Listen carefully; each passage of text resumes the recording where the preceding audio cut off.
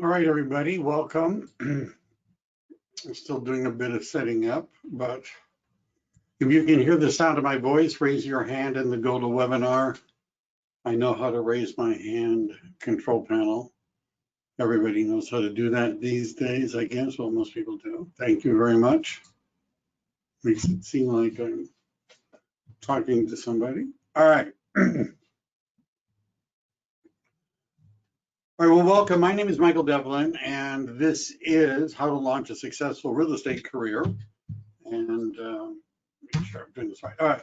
So what the topics we're going to cover tonight are, one is why real estate. And what I mean by that topic is that usually if people are willing to take time out on a Monday evening to participate in, well, something like this, it's usually because they are looking for something different, something better in their business or professional life. I'm assuming that's why you're here, because you'd like to do something different, something better. And if you're looking for that, why would you get into real estate? And why would you do it now if you were going to get into real estate? What do you have to do to be successful? How much money can you really make? How are real estate agents paid? What does a typical day look like? We're going to cover all that. Another topic is going to be how to choose an office to affiliate with, because if you've decided you want to get into real estate, the next question is with whom. There's different kinds of real estate companies. They are structured and operate differently, and we're going to look at some of the differences that might influence or should influence which office you pick to work at. And then finally, in how to get started, we're going to talk about what do you have to do to get a real estate license? How long does that whole process take? How much does all of this cost, right? I hope that's sort of what you've been, are interested in hearing, because that's what I'm going to talk about. Let's start with the why real estate and, also why now. And I like to begin with some definition of terms. You've heard the words, I'm sure, broker and salesperson. Those terms refer to two different kinds of real estate licenses. You could have either a real estate broker's license or a real estate salesperson's license. Now, from a functional point of view, there isn't a big difference. A real estate salesperson can do everything that a broker can do, with two exceptions, right? The salesperson can do everything the broker can do with two exceptions. Number one is be independent. Salespeople have to work for brokers. Brokers don't have to work for brokers. Brokers can be independent. The other thing you could do with the broker's license is, well, you could brag about it. You could tell everybody, I've got the advanced license, I've got the graduate license, I got the big license, right? Most people won't have any idea what you're talking about, nor do they particularly care. So in order to become a broker, just to be clear, it requires 2 years full-time experience in real estate or 4 years part-time experience in real estate, and a bunch of college courses and a bunch of other stuff too. So what we're going to do is talk about how to become a salesperson first, because, well, you have to do that first. Then there's the word agent. The word agent really refers to a relationship where you have one person who's called the principal who hires another person who's called the agent to represent that principal in dealings with third persons. If there is no third person, then there is no agency.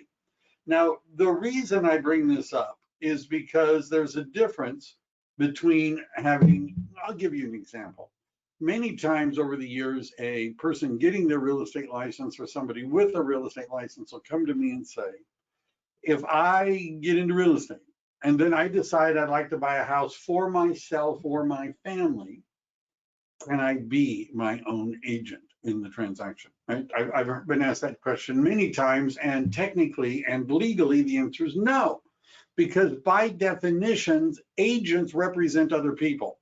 If you're representing yourself in the transaction, you're a principal, not an agent.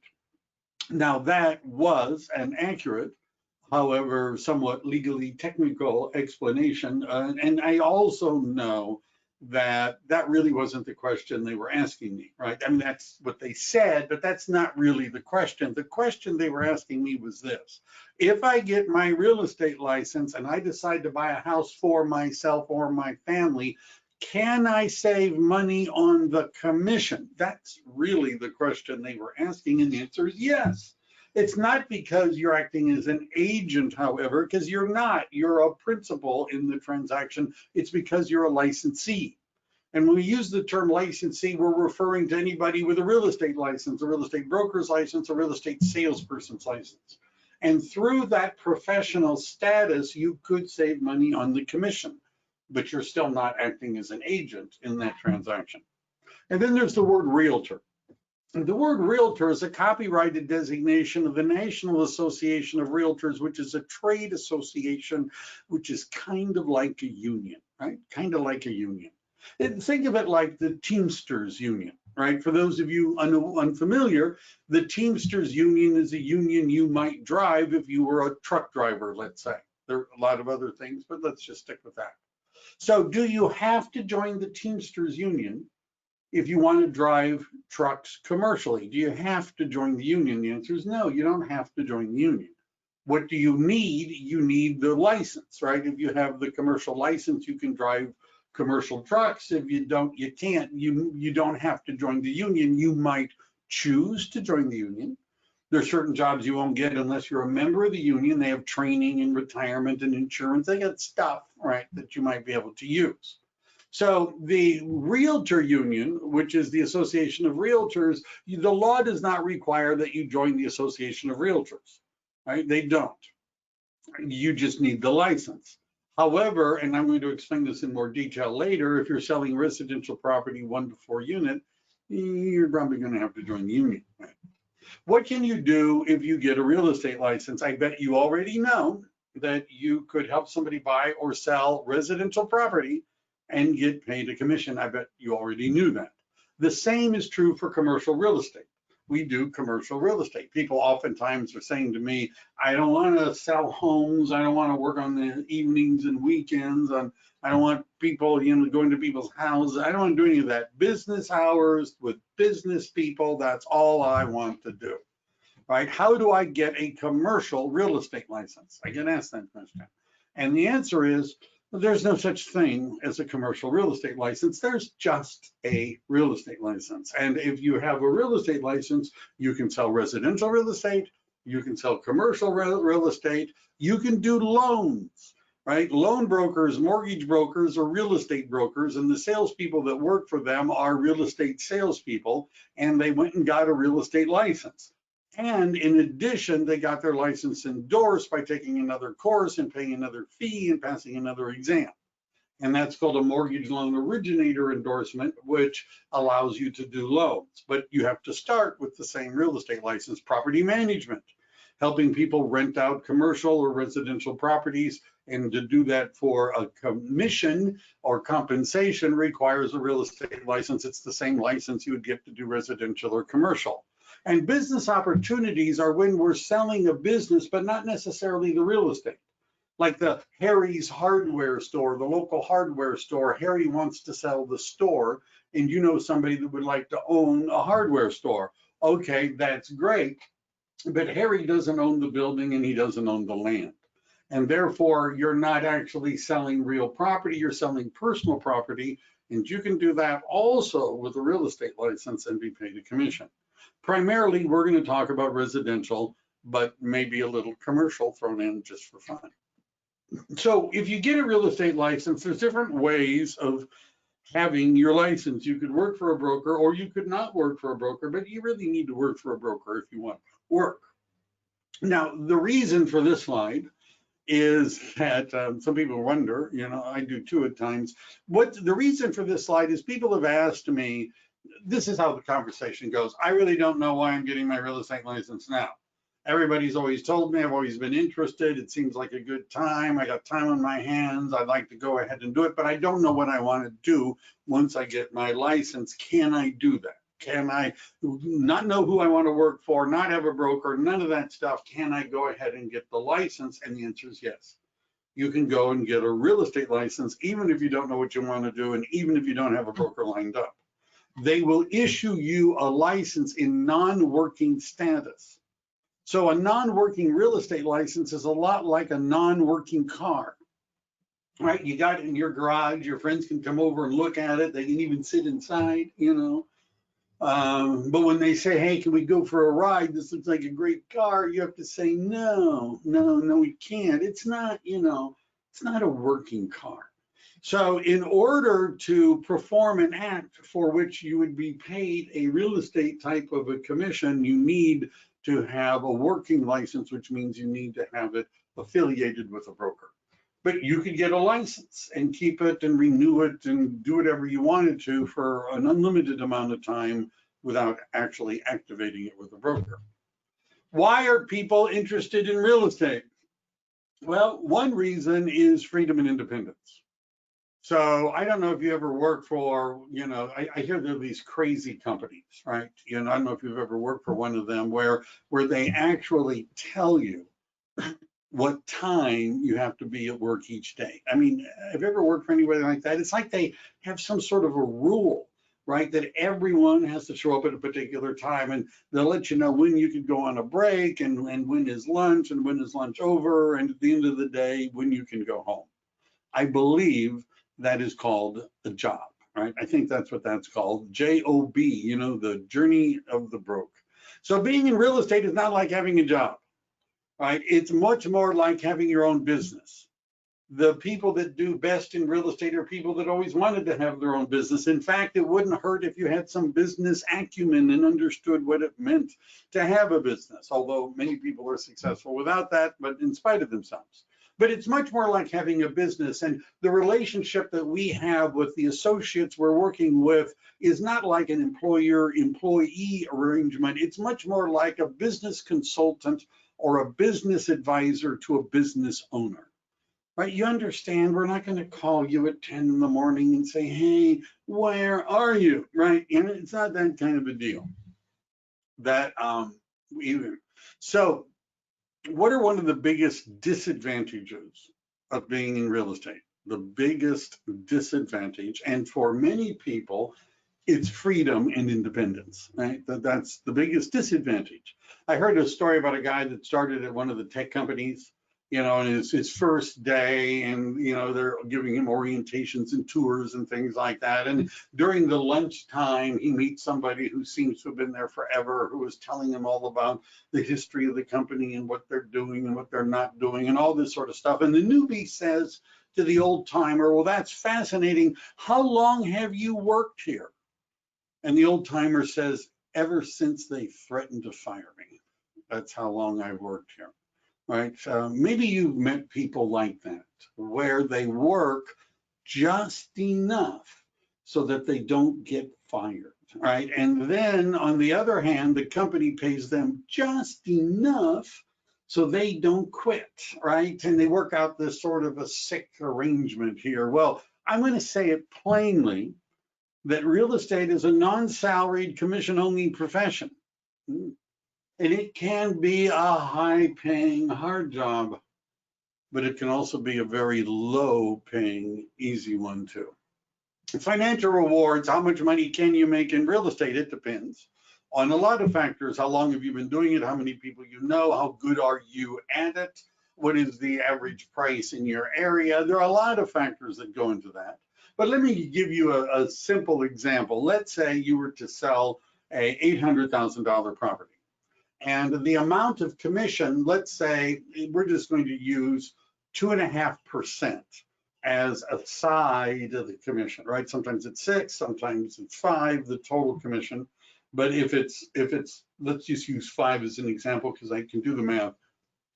If it's a 5% total commission, that commission often would be split 50-50 between the agent who got the listing and the agent who finds the buyer.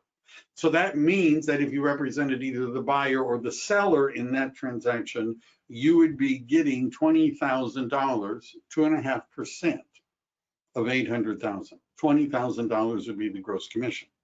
So if you could do that once a month, right? If every month, if you in 1 year found 6 people who wanted to sell a home and they eventually sold it, and you found 6 people that wanted to buy a home and they eventually bought it, and they were all $800,000 properties at 2.5% commission, you would make $240,000 in gross commission income. 240 from one transaction a month. Now the question, of course, is, could you live on that? Right, I understand you're going to have to cut back a little, right? But it's just something to think about. And we'll talk about what you need to do in order to close one transaction a month later.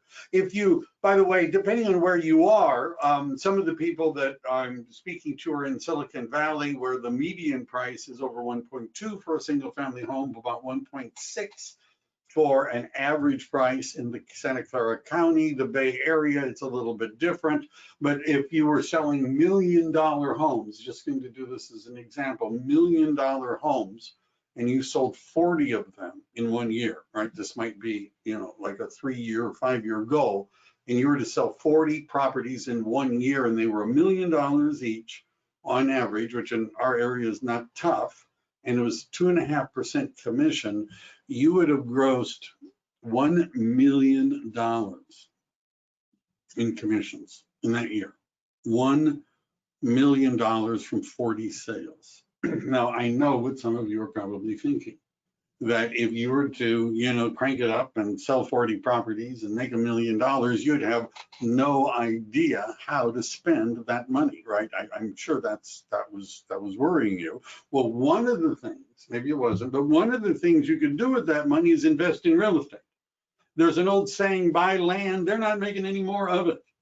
Right? If you look at how people end up retiring with wealth, most of the time it involves buying real estate. And if you wanted to be a real estate investor, can you see the advantages of being in the real estate business?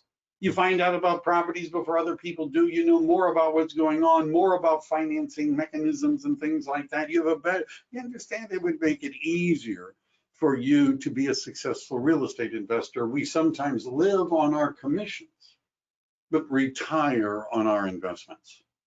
And finally, there's security, which seems like a strange thing for an independent contractor kind of profession to talk about. But I had a friend who went to San Jose State, graduated with a degree in mechanical engineering, went to work for Hitachi in the hard drive division, and 28.5 years later, they laid him off. And they told him it wasn't personal, nothing personal. Right, and he didn't think it was personal because they shut down the department, the division, they actually closed the whole plant. And so even if he had been a perfect engineer, right, he still would have been laid off. Because it wasn't that they decided that he wasn't doing a good job, they decided they don't need anybody here doing that job anymore. So on the flip side, being in real estate, you can be bad at it, you can fail at it, but you can't really get fired. Right? Not really.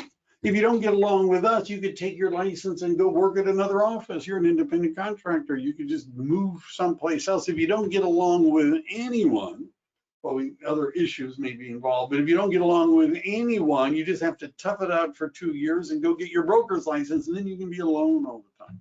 Well, that's sort of difficult. But anyhow, you get the idea. There's some security. You can fail, but you can't get fired. Well, you understand? There's some security in that. So different ways of getting in the business. We've always had the investor agent. I see more of that now, but and from both ways. And a lot of times these are people that are real estate investors or want to be real estate investors, and they've decided that if they got into real estate, it would make them better at it, which is true, by the way. And they are usually have other jobs or other things going on, but this is something that they want to do because this is their retirement plan, right? This is that. Then there are part-time agents, and part-time agents aren't necessarily investors, but they could be. But there's two kinds of part-time agents. I call them dual career because it sounds maybe better than part-time. There's the permanent part-time. And the permanent part-time are the people, because of where they're working, they don't want to leave, right? It's not just the medical benefits and everything else. This is where they meet the people they sell houses to, right? If they didn't work there, they wouldn't meet those people, that it wouldn't work, right? And then there's the transitional part-time where somebody wants out of their job, right? They've had it. They've been there for 20 years. It's never going to get that much better. They'd like to do something different, and they want to plan so that they can replace the income they're making from their current job and get out, right? That's just another approach. There are full-time agents. Now, full-time agents may have family and they may do an occasional thing, but essentially they're available full-time for the real estate business and that's their primary source of income. We'll talk more about that. And then there are big time agents, and big time agents are agents that have a team and they keep expanding the team, and the team might actually become a regional team, or they have people in different cities, Sacramento, because people are moving there, and other places, and they could even have teams in other states. People are going to Texas, they're going to Arizona, I can have a team there, right? There are people that are doing this on a big major scale. These are all the different choices. So what are the challenges if you're a full-time real estate agent? And so let me just say this. People that are doing this as an investor agent or doing it as a part-time agent, to a large extent, their business is going to come from their sphere of influence and people they already know and people that they meet, right? That's primarily where their business is going to come from. If you're doing it full-time, you probably need to talk to more people than the people you already know. And one thing you need to understand if you're doing real estate full-time or big-time is that you're in sales. And what it means to be in professional sales is that you're essentially paid for talking to people. The more people you talk to, the more you get paid, right? And if you only talk to some people about buying, selling, or investing in real estate, then you're only going to get paid some. But if you talk to a lot of people about buying, selling, or investing in real estate, well, then you could be paid a lot. Who do you talk to? Well, you start by talking to the people you know because you know them. And somebody that you know or somebody that they know may be interested in buying, selling, or investing in real estate in the near future. But then you probably will have to talk to people you don't know. And that's because you don't know enough people, maybe, to make a career just out of talking to them. Now, one of the good things about real estate is that virtually everyone you meet and everyone you currently know is a potential client candidate. I mean, you ask the question, what percentage of the adult American public now or in the future is going to want to buy or sell real estate? That's a pretty high percentage. Now or in the future, buy, sell, or invest in real estate, that's a pretty high percentage. So the thing is, you have to talk to them, have conversations with them, follow up with them, such that when they make the decision to buy, sell, or invest in real estate, they're going to talk to you. You might need to have some reserves. Being in real estate is like starting a business, and like starting any business, you might need some reserves in order to get it going. In other words, I've had an agent that I hired in June who was doing open houses, who found a buyer at the open house, who bought the house, and the transaction closed, and she got her first commission check in July. That's not normal. Right, I'm just saying it's possible, and that would be the goal, but 30 days to get a check may take a long. So the average real estate transaction will take 30 to 45 days to close, some sooner, some longer. It might take you 30 days or so to find somebody that wants to buy, sell. You see where I'm going? It could take, there could be a delay of several months before you start actually earning money, but it's possible to do it right away. If you're in residential real estate, you need to know you're working evenings and weekends, because that's when the clients are free, usually, and want to talk to you about buying, selling, or investing in real estate.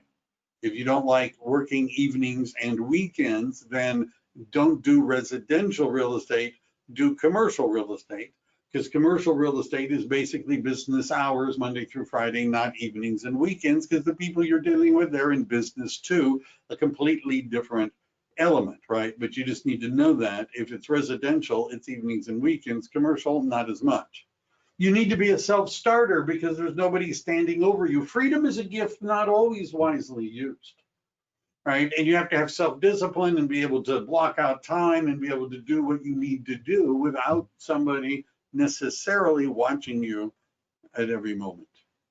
There's no salary, as I already mentioned. However, the commissions are very good. You just have to sell real estate. And it's going to require a couple of $1,000s to get started. I'm going to show you a breakdown of what that looks like. Now, if you look at being in real estate like being in business, if you were to start any business, there would be a required investment up front. Right? and it's going to take some time before you get a return on that investment. However, the amount of money up front needed to get started in real estate versus the amount of time it's going to take to get going is a lot less and a lot shorter than a typical business endeavor. What do you need to succeed? Well, these would be some good things. It'd be nice to have a goal and a plan, and the plan translated into a schedule. I'll give you an example. Let's say you liked my $20,000 a month, one transaction a month, $800,000, $20,000 a month, $220,000 in a year. Let's say you like that. You said, I could live on that, $20,000 a month. How do I do that? So the goal would be to do 12 transactions in any 1 year. Now, what we would do is back up from that and ask, well, how many appointments are you likely to need with people that want to buy, sell, or invest in real estate in order to close a real estate transaction? It's not a one-on-one relationship, right? You understand? Especially when you're getting started, you might not be as good at it, or let's use this as an example. You're going to need 4 appointments to close a transaction, right? Your conversion rate from appointments to closing is 25%. If you want to close 12 transactions in a year, that would mean you would need 48 appointments, which means you need 1 appointment a week on average for 48 weeks. You can take a month off, 1 a week. That's all we ask, just 1 a week. All right, so in order to close 12 transactions, we're going to need 48 appointments. So now the next metric is, how many people do we have to have conversations with about buying, selling, or investing in real estate in order to get an appointment? Your mileage may vary, but let's just say it's 50. You have to have 50 conversations with people about buying, selling, or investing before you get an appointment. You're going to need 4 appointments before you close the transaction. What that would break down to on average is 10 conversations a day, 5 days a week, right? If you talk to 10 people a day, 5 days a week about real estate, and you can, 1 in 50 of them made an appointment and 1 in 4 of them, you would be doing 12 transactions a year from 10 contacts a day. Now the question is, well, who am I going to talk to and what am I going to say? That's where the scheduling and the training and the coaching come in, right? Because we're going to show you how to do that and who you could talk to and how you could talk to them and best ways to approach them and all that sort of stuff. And you're going to need support tools, the marketing materials, the technology, what all that other stuff is that is done to support what's going on. So what does a typical schedule look like for a real estate agent? There really isn't anything, but this is something I stole from the internet, but it's not a bad breakdown. Notice in the morning, there 8 to 8:30, there's lead generation preparation, getting together who it is that you're going to be talking to. 8:30 to 11 is when you might actually be doing it, talking to people in your center of influence, geographic farms, expired listings for sale by owners. There's a whole bunch of different groups you might want to talk to. Servicing, which means you're going to be responding to emails and the text messages and the phone calls, which build up during the day. You can even have lunch sometimes. Lead conversion is following up. We know that 70% of real estate transactions come not from the initial conversation, but from following up with people. The fortune, as my mentor used to say, is in the follow-up. So we have time that we blocked to do that, more time for servicing, responding to emails, going on appointments. Notice that's pushing it a little bit later into the evening because that's usually when people are available. There's a relationship between commissions and services in most real estate companies. I'm going to explain some ways in which we can break that. Many offices charge large monthly fees. Some offices, if they raise their commission, they're going to lower what they're going to do to support you. But we'll talk about some options. We have an apprentice program, which is another way to get started. What that means is there are certain things you could do and training you could go to and participate in so that by the time your license is actually issued, you're up and running and ready to go. And so while you're in that licensing process, you would be exposed to these things. You'd be given examples of social media posts that you could do. You can let people know that you're in the process of getting licensed. We're going to give you a pass to participate in our training and what's called the World, and also how you can get yourself set up for future real estate business. How's the market, right?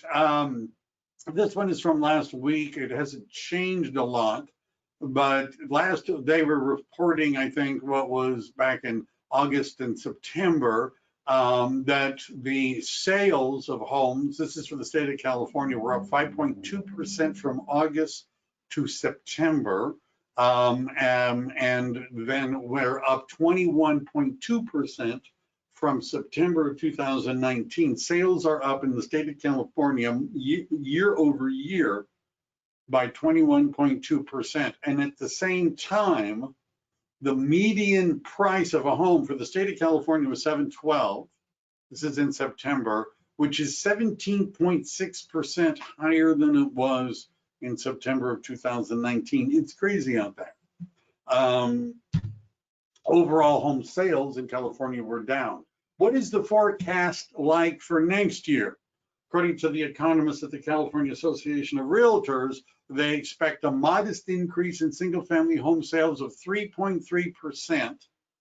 And the sales are expected to go up, but not at the same rate that they've been. The unemployment rate is expected to dip to 9.0%, which is still high, but down. And the average fixed rate mortgage is expected to stay about where it is. What that means is that, and I don't see exactly on this slide here, but prices, for example, projected for 2021, median prices in California are expected to be up, depending on who you're talking to, between 1.5 to 2.5 to 3.5%. So it's not like they're expecting prices to drop next year. I think I also shared, just because I know you are a curious group. Oh, I don't see that. Maybe it didn't get shared. Never mind. Forget that. So let's talk about picking an office. The company that I work with is called eXp Realty. And let me just do that. We're a name you may not have heard of, but you will soon. We're in an explosive growth mode, and that's been going on for quite a while, but you can see it's going upward very fast. We've been referred to as the Amazon of real estate. And just as Blockbuster, you may or may not know this story, but there was a time when people used to go to these little buildings and they would rent movies, DVDs, and music. I'm not making that up, right? And the buildings were called Blockbuster Videos. And Blockbuster was so big that there was this fledgling little startup company that wanted to stream videos, and they needed money and offered to sell to Blockbuster for literally a few millions of dollars. And Blockbuster said, nah, we've got this handled. We don't need you. That company was called Netflix, right? And as you probably are aware, there aren't any more Blockbuster videos, but most of us have a Netflix account. So the brick and mortar was replaced by the cloud. And of course, Circuit City and similar, I know there's still Best Buy, but there are a lot of big retail stores that were selling electronics equipment and things like that that are now gone as a result of Amazon. And in real estate, eXp is doing to real estate what Netflix did to, well, video rental stores, the same idea. And that's because we're also a cloud brokerage. We use a cloud campus environment, which means there's no desk fees. I'm talking to agents from other offices, and they're usually paying at least $200 a month, sometimes $300, sometimes $500 a month just to work at an office. You can work from anywhere in a cloud-based environment that you can have an internet connection. Because we don't have brick and mortar buildings all over the place, we have a lot lower overhead, no expensive leases. We can invest more money than our competitors can in technology and support and services because we don't have the same overhead. Paperless transactions, which has already been a thing, is just even more so now, and you get instant access in the cloud environment. We have over 50 hours of live training every week on everything from how to generate sales and listings, how to generate leads, how to use social media. CRM is customer relationship management system, technology tools. There's an archive of recorded sessions. If the daily live schedule isn't convenient, you can watch replays whenever you feel like it. Real-time support, it's in the cloud. I've had tech issues. You go into the cloud environment, they can troubleshoot a computer, they can answer questions, they can fix stuff, all of the administration and all of the support, it's all live. And you know, you can see it's from like 9 to 8 p.m. Eastern time, 6 to 5 Pacific time, all 5 days, most normal business days. We're an international company.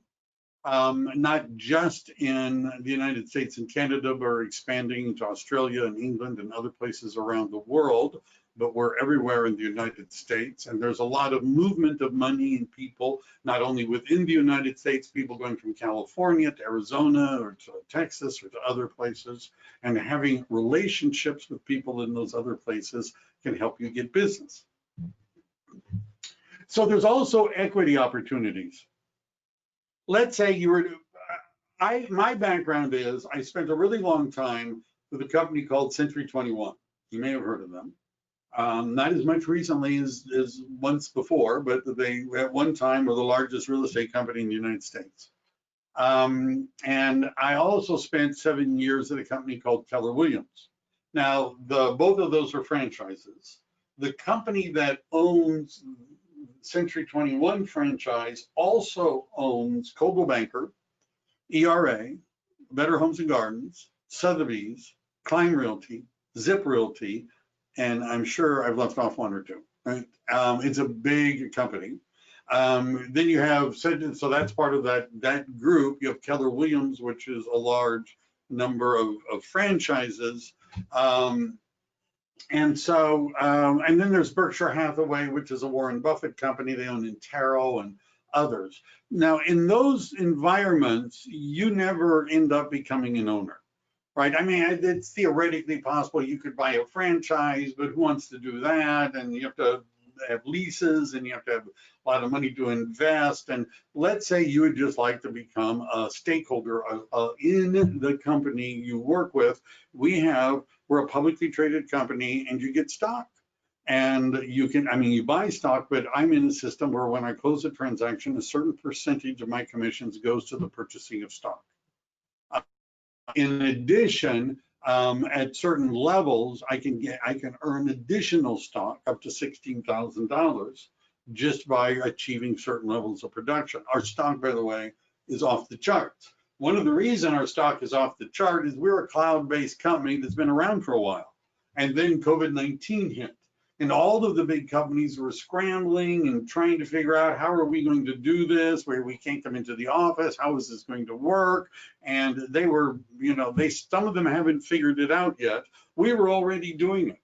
One of the stock and analysts that I was reading that was talking about EXP stock compared our growth graph to Zoom's growth graph, right?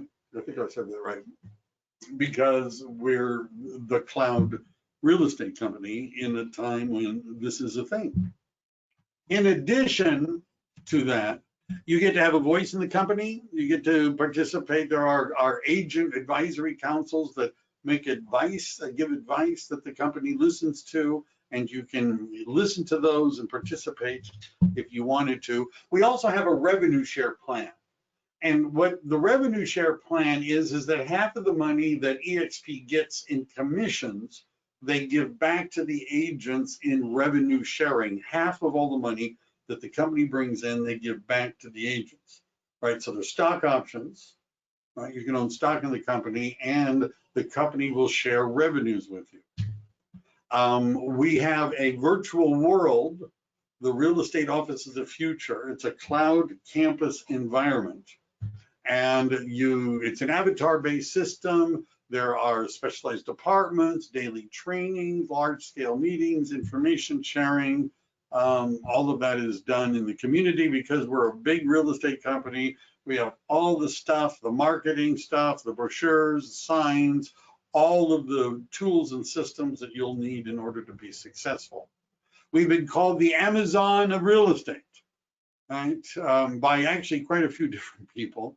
The Amazon of real estate, Seeking Alpha, which is a site that really is more into the stock, EXP World Holdings, attempting to disrupt the real estate brokerage status quo, the Amazon model of zero physical infrastructure, real estate, you're next. These are some of the things they've written about us. And one of the other things to think about that's related to this is the way in which real estate agents are paid. So most real estate companies have like a benchmark commission. At Keller Williams, where I was for a while, it was 70% to the agent, 30% to the office. Right now, on your first 3 transactions, there's a mentoring program so that we don't get sued, but it's a little bit different on the first 3. At EXP, the baseline commission is 80-20, 80% to the agent and 20% to the company, but it caps at $16,000. So, and by the way, if you join a team, that cap could be as low as $8,000. I have a team, by the way. Let me explain what that means. Remember the $800,000 example. You sold an $800,000 property and the commission was 2.5%. That would produce $20,000 in gross commission income. On an 80-20 split, you would get $16,000 out of that 20 and the office would get 20%. After you'd done 4 of those transactions, if you were a solo agent, you would have done $16,000 in what's called company dollar, and you'd be at 100% for the rest of the year, minus a very small transaction fee. If you were on a production team, your cap could be as low as $8,000, which means after 2 of those transactions, you're at 100% commission for the rest of the year. Just saying. Right? How can you afford, and by the way, our total monthly fee is about $85 a month, which is for technology and all the other support systems that we have. Those are very low fees. How can you have lower monthly fees, pay people more than the typical real estate offices, and share revenue with people and sell stock? How can you do all that? And the answer is because we have a cloud-based environment and we're not saddled with the expenses that the brick and mortar real estate companies have. And right now they're in trouble in the sense that a lot of people don't want to go into the office to work. And when is that going to change, where people are going to crowd together? And I don't know, it may be a little while, but we're already a cloud-based brokerage. Production matters. We may not be a household name, but we're the 5th largest real estate company in the United States by number of agents. We're the number 2 in the increase in sales volume. We're number 5 in the number of transaction sides. We're the number 1 of the top independents, the number 1 of the top movers. You get the idea. In terms of transactions, we're a big real estate company, even though we're a big real estate company. And what that means for somebody that's new is that the bigger companies have more stuff, they have more tools, they have more systems, they have more training, there is more help. All right, let me just cover that, because what are your options? Right? You're getting into real estate. You could work for the franchise. Keller Williams is a franchise, Century 21 is a franchise, RE/MAX is a franchise. Right, just to name a few, and they have franchise fees, and they usually take a large amount off the top as a franchise fees. There's monthly fees, but you've heard of them, right? A lot of them are not very good at training, right? Especially new people, because that's not really their model. Another option is you could join a small office. And I've had many people over the years say, well, why don't I just join a little office? They're going to mentor me, they'll hold my hand, maybe I won't get lost, because sometimes when I was at Keller Williams and even at Century 21, it was like an assembly line, right, of processing people through the assembly line. And some of those offices had hundreds of agents at it. It was easy to get lost. So people were saying, maybe I ought to go work for the little, independent broker. Now, the problem with that is that sometimes the independent broker is not exactly a business person. I'll give you an example. If I'm a real estate agent and I'm doing well, and they keep changing offices, right, because I want a higher commission split, right, and I come to EXP where I could go with just $8,000 a year is the most I might have to give to the company, but then I'm saying I don't even want to give them $8,000, I want 100%. So what do? Well, you go get your broker's license and you start your own office, right? And then the idea is, well, I'll rent some space. If I can hire enough other agents to just break even, I get to keep all my money, right? It's 100%. Now, that, by the way, I've just explained is the typical small office, the way it got started. And if you think about it, the person that started that office is really not starting a business. Right, and I liken it to somebody who's a cook at a restaurant. Let's say the guy, his name is Joe, right? And people are always saying, boy, Joe, that was a great dinner. Joe, you're a great cook. And it goes to Joe's head after a while. And Joe decides the only reason that people are eating at this restaurant is because I'm cooking. So what does Joe want to do? He wants to start his own restaurant. Isn't that right? He's going to call it Joe's. He's going to call it Joe's, original Joe's, right? But then reality sets in. And the reality is that there's a big difference between cooking versus running a restaurant. There's a big difference. And restaurants usually don't fail because they lack the cook, right? There's other things going on. Do you understand what I'm saying? The real estate salesperson who wants to become a broker so they can get a higher split is not really starting a business, but they're negotiating a pay raise in their current job. And the problem is they have no training, they have no technology, they have nothing. And although it might sound good that they're available to help you, they're not available to help you because they're working on their own. They're in there cooking all the time. They don't have time to explain to you how to cook. Does everybody understand? That's the problem with the small one, no training, no resources, and usually they're not good at helping new agents. Let's just say that. So at EXP, you have what you could get from the big companies, right? You understand we have an iBuyer program. We have all of the tools and systems that you need. You have all of that support without the overhead, without the oppressive franchise fees, without the big monthly fees, without all the other fees that are sometimes charged by the other big companies. So how to get started? Well, in order to get a real estate license, and I'm going to be speaking primarily about California, but if you're interested in other states, the process is very much the same. It's similar.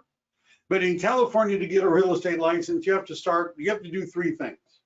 And the first thing is you have to take 3 college-level courses in real estate. You don't have to go to college, right? They're all wrapped up into a program that we have. It's just a thing you have to do.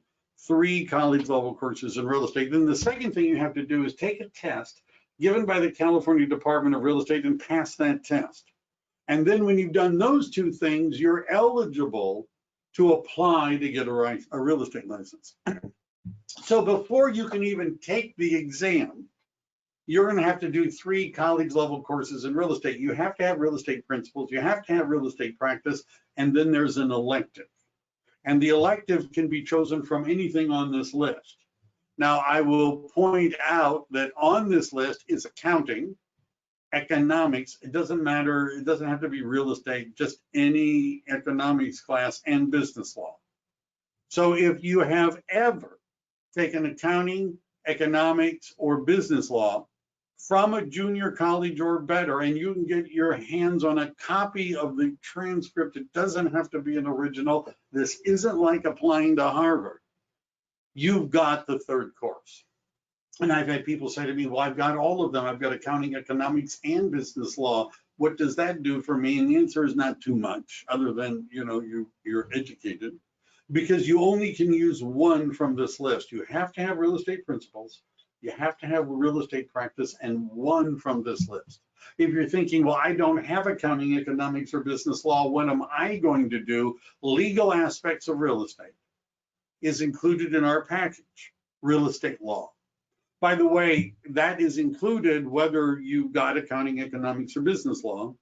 You don't have to take it because you've already got a third course, but my recommendation is take the legal aspects course anyhow.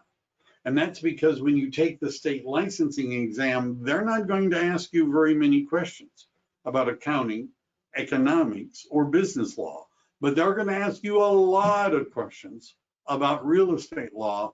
I'd spend some time on that. How would you get the college level courses? Well, you could go to college. Very few people actually do that. Our program involves an online college level course. Now, the way an online college level course works is you enroll in the course, you get a link, so that you can start the course. You log in on the website and you click on the start the course button. That's important because a timer is started. And after 18 days has elapsed, you can now take the final exam. You're eligible to take the final exam. You don't have to take the final exam in 18 days. You just can't take it any sooner than 18 days. Right now, the final exams for the 3 college level courses are online final exams. You can take them at home and they're an open book test. Let me go over that one more time.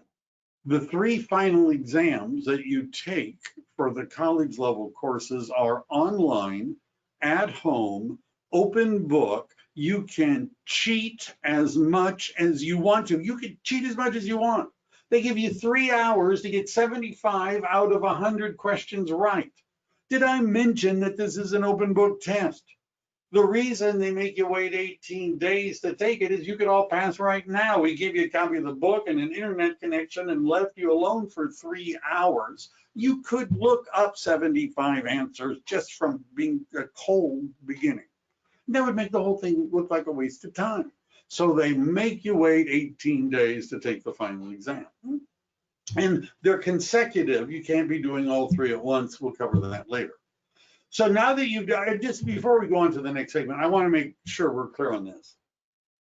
This is not the hard part, right? You understand? The 3 college courses, not the hard part of getting a real estate license, not the hard part. What is the hard part? The hard part is passing the state exam. That's another comprehensive test that the Department of Real Estate is going to give you. It is not an online at-home test. You have to go to one of their physical facilities right now in order to take it, right? And their facilities are Oakland, Sacramento, Fresno, Orange County, and San Diego. And for a long time now, they've stopped giving it at Oakland because, there's a virus. And when they are giving them, they're giving them in 20 to 30 groups, rather than for social distancing. But anyhow, you have to go to one of their centers in order to take the test. It's not an open book test, right? They don't let you cheat. They want you to make sure you're not cheating. The state exam is 150 multiple choice questions. A, B, C, D, pick the best answer. No essays, no fill in the blanks, no true false questions. Out of those 150, you have to get 70% of them right in order to pass. That's 105 out of 150. You can miss 45 questions and still pass the exam. 70% is the passing score. Does that sound like a particularly high score to require? 70%? Does that sound like a high score? Let's say you're laying on the operating table and your brain surgeon comes in, they're pulling on the gloves. And they say, don't worry, I may be new, but don't worry, I passed the brain surgeon's exam. I got 70%. I nailed that test. I got 70%. Does that sound good if you're a brain surgeon that you got 70% on your final exam? That means that you missed more than 1 out of every 4 questions. They asked you about the subject of brain surgery. That doesn't sound very good, does it? And I'd be wondering, gee, the 30% he didn't know or she didn't know, is that what they're doing to me? my point is, you don't have to be a brain surgeon to get a real estate license. You might have already noticed that. You don't have to be a brain surgeon to get a real estate license. All you have to do is get 70% of the questions right and you're in. Having said that, however, every time the Department of Real Estate gives their exam, they fail more than half the people that are in the room. And many of those people, they have failed before.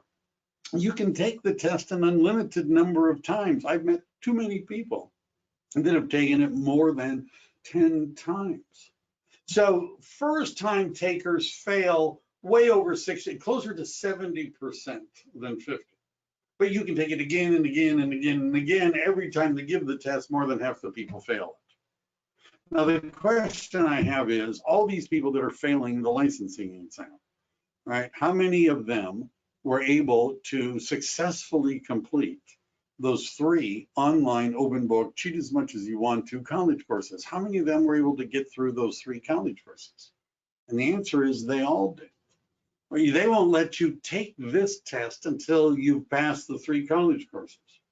So my point is that doing the 3 college courses does not mean you're getting a real estate license. It just means you've done the minimum amount necessary to go take a shot at the exam. What I do is I teach people how to pass the test. I have live classes. You can start with any one. You can take them in any order. They're on Wednesdays from 6:30 to about 8:45. They're broadcast on the internet and recorded. It's in a rotating schedule. I tell people it's like a pizza because the classes are warm and cheesy, but it's also like a pizza in that a pizza doesn't have a first slice, right? You know, which slice is the first slice? Whichever slice you take is the first slice, right? So I don't have a first class either. They're all taught as independent modules. Doesn't matter which one you start with, they're all equally confusing at first. You understand? They're not designed to build on each other. After we've gone through the cycle, the next week is the beginning of the next cycle. You can jump in at any point in the cycle. The investment in the licensing portion is $398. You get the 12 live classes, video replays, a huge course outline, practice testing, college level courses, the 3 that you need, all rolled into this, and you get a workshop, a Saturday. It's a cram class, right? I think is the technical term before you go take the test. So we have a high pass rate. Virtually everybody who goes through the course passes the exam. I have great Yelp reviews. We encourage you to come and sit through a class as our guest. You can try before you buy, right? No cost or obligation to see if you like it or not. We have a placement program that's literally international, right? If you're getting licensed in Florida, we could help you get placed in Florida. In California, we can help you get placed. And there's a 100% tuition rebate program where the $398 you paid to get licensed will be rebated to you when you close your first transaction. How long does this process take? Well, to get through, I mean, the short answer is at least 4, and probably right now it's closer to 6 months. But going through the college level and starting the live classes, that's 8 weeks. Then there's another phase that after you've done the college level, and by the way, the live classes just keep going, is the license preparation where you would be doing practice testing and the Saturday workshop that could go up for 12 weeks. While you're applying to take the state exam, there's fingerprint processing that you would be doing. And then after you've taken the test, it's going to take a couple of weeks to issue your license. It's about 6 months right now from somebody beginning until they actually get their real estate license. It's about 6 months. So, oh, I already did that one, just did it the other way around. All right. So what does it cost to start a real estate career? Your mileage may vary, but this is an example of going through the course, getting your license, fingerprint processing, joining the board of realtors, joining the multiple listing service, all of those things that are involved in getting started. 1903, as I said, you should plan on roughly $2 grand, not all at once, right? This is spread out over at least 6 months. But if you are going to sell residential real estate, that would mean joining the Association of Realtors and the multiple listing service. Notice those are the biggest single expenses. Each month, how much are you paying? Some of the things that you do are billed annually. Some of them are monthly. I've sort of prorated them all out, you're looking at roughly $200 a month just to be in real estate, right? Just to be in real estate. You're looking at a couple of $100 a month, $2,000 to get into it, a couple of $100 a month. Just that's about what it costs. So did I mention that our average commission is over 20,000? I'm just saying, right? It's not, that's what the investment is to have a real estate career. Your license, once you get it, is good for 4 years. Every 4 years, you have to take 45 hours of continuing education in order to renew. And if you want to reach out to us, that's an email, phone number. The website is dreclass.com. If you check it out, you're going to see I have pretty good Yelp reviews. This is a screenshot that I took a year or two ago. I had stopped advertising on Yelp, right? And when I stopped advertising on Yelp, I had at that moment about a little over 123 reviews. And what Yelp did after I stopped advertising is they filtered over 100 5-star reviews off of my page. They said it had nothing to do with me not advertising, but I don't know. It just seemed very coincidental. So this is a screenshot that I had taken before they did that. And I'm showing it just to be transparent, the good, the bad, the ugly, it's all here. You can see that from the 2012, those first 123 reviews I got, you can see I did get a 4-star review. I did. I've learned to live with that. I've stopped looking for the guy. And by the way, if you look at my Yelp page, I'm just kidding a little bit. If you look at my Yelp page and you click on filtered reviews, just to see what's there, you're going to see a couple of hundred more 5-star reviews. I still only have one 4-star review. And I'll tell you this, given my relationship with Yelp, if I had a bad review, you would be seeing it, right? They would let you see it. I have good reviews. And if you read the reviews, some people were really into it. They took pictures of their license and wrote really long reviews. You got to check it out. So let's say you want to try one of the free classes. Try before you buy. You go to my website, which is dreclass.com. You click on the free guest lesson button. You fill out a form that looks like the one you filled out to join this class. And now you can go check out a class. There's one every Wednesday. If you're like, I don't need to do that, I've already done that, I just want to sign up, point me in that direction, you click on the sign up now button, and there's really only one choice there. And that's, that's the choice. $398, all the classes, practice testing, college level, the whole package, it's all there. All right, well, that I know is my final slide. Are there any questions?